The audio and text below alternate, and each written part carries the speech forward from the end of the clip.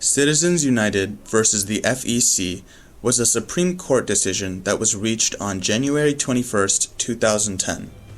The case was filed after the Citizens United organization sought to protect its film, Hillary, the movie, from the Bipartisan Campaign Reform Act, which prohibited corporations and labor unions from funding such communications. Essentially what the ruling said was that both corporations, unions, individuals all have the same rights in terms of free speech, and that money and political contributions represent free speech.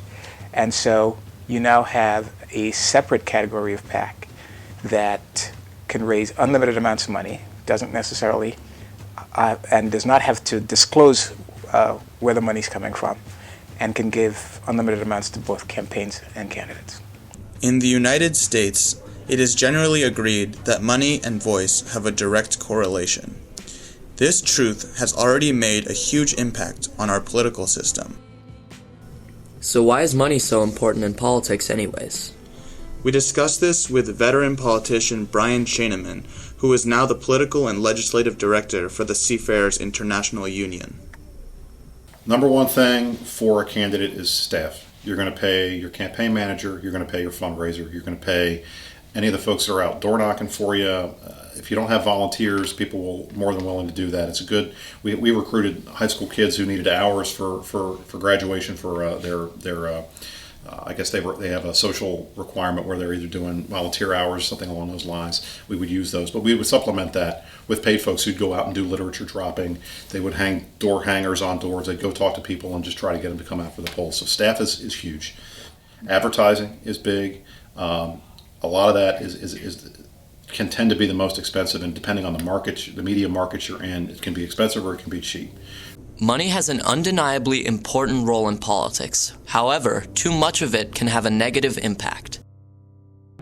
Putting an end to this negative advertising is so essential. It's not only polluting the airwaves on TV, but it is denigrating the candidates, it is corrupting the public policy process, and it's dangerously diminishing people's confidence in our system. We talked with one of the most outspoken critics of this change, Mary Cheh, the D.C. City Council member representing Ward 3.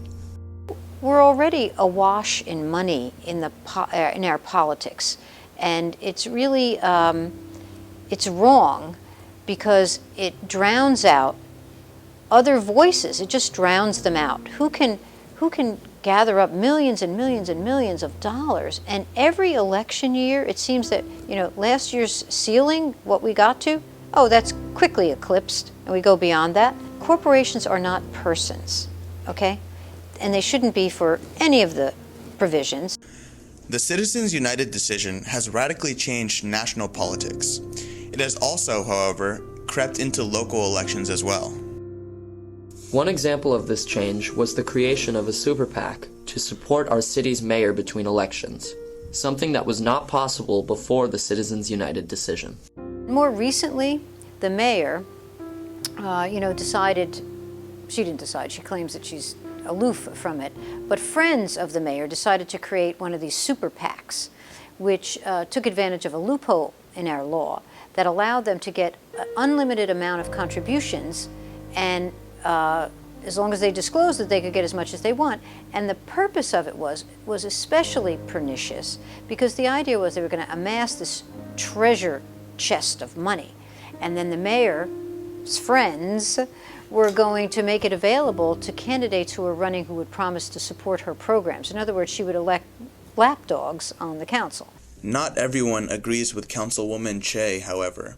Supporters of the decision believe that the large influx of money into politics makes voices louder but not more persuasive. I think we've struck a pretty good balance right now as we have it. I think the individual limits make sense in terms of the hard dollars for what they can be spent on. I think having the unlimited money, because in my opinion, money is speech, and all you're paying for is a louder voice. You're not paying for greater access or any of those things along those lines. I think Citizens United is fine as it stands.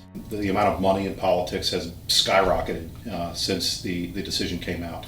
I don't personally think that that's a bad thing. I think the reality, at least as far as I'm concerned, as somebody who is involved in trying to influence politicians, trying to influence the legislative process, the ability to take money, create issue advocacy campaigns, go out there and argue for and on behalf of candidates, that provides a greater voice, and it provides people a greater chance to influence.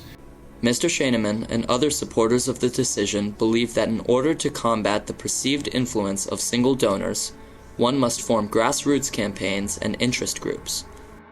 While money is important in the political world, and while there are varying opinions on how unlimited spending affects this fact of life, there is one thing that both sides can agree on. If there needs to be any reform, what I think the biggest reform needs to be is greater transparency.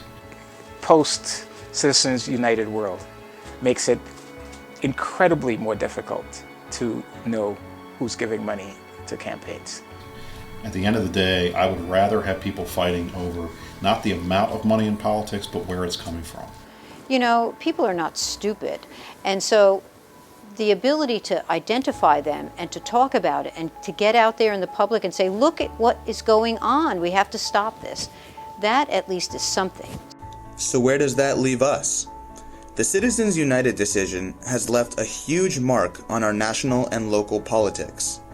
While it will take a few more election cycles to verify its positive or negative impact, we believe that there are many loopholes that can be fixed right now, such as transparency and fundraising rules. Both Democrats and Republicans benefit and suffer from this decision, and both sides can agree that some aspects must be revised. This should no doubt rank high among topics considered by 2016 presidential candidates.